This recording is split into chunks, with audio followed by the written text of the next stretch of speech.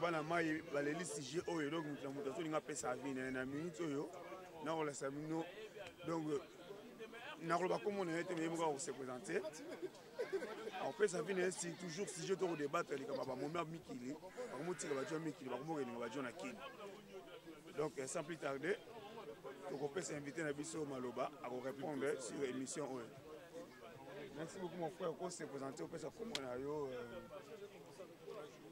batbaye ba komona yo. Ouais, je me présente Steve Tsumbu dans la Châtel, à Suisse-Irlande. Merci d'être venu à l'émission à la vie du public. Donc, bien alors, merci beaucoup Steve Tsumbu. Toujours débat de sujet à on a mis et là si basi à poto. Basi à poto comme tika ba mbanya bango a on a poto comme ke ngambani na ki.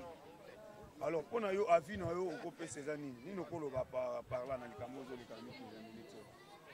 Ah mais na habité normalement mutamutana na shona ye amana ndinga moni la makambo mais so za déjà poto yo moi si à poto tiki okezo mbali na ki. Ça veut dire koto balingi yote bien koto zo mbali te.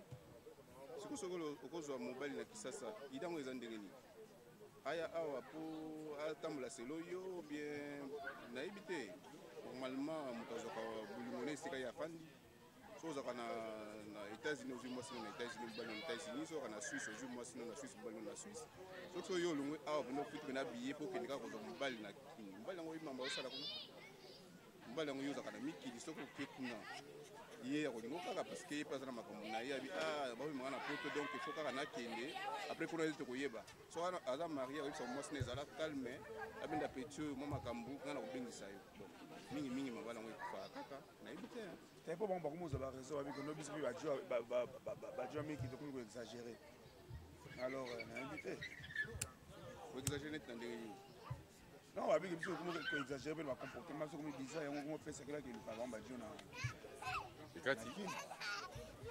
pour un comportement à éviter, mais pour un comportement par rapport à quoi? Parce que ceux qui nous ont un comportement mabé, ça veut dire qu'il faut que nous avons un comportement bien oyo éviter. Na éviter. Comme ça. Pour me faire un satana oyo éviter mon malam que mon centre oyo éviter nous té. Pour mon centre oyo mon centre mais donc ça pire que eux les allègues du bosso. Mais au conseil européen ça n'a pas fini ba au sein la système de John Akini tout ça. Conseil européen ça pas ba. Base à la calme.